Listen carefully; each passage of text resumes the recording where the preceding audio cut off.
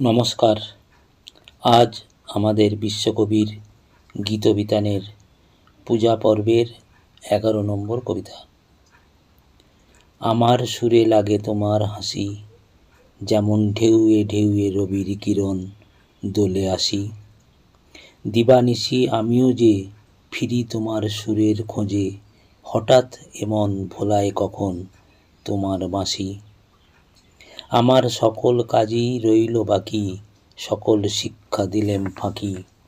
আমার গানে তোমায় ধরব বলে উদাস হয়ে যাই যে চলে, তোমার গানে ধরা দিতে ভালোবাসি।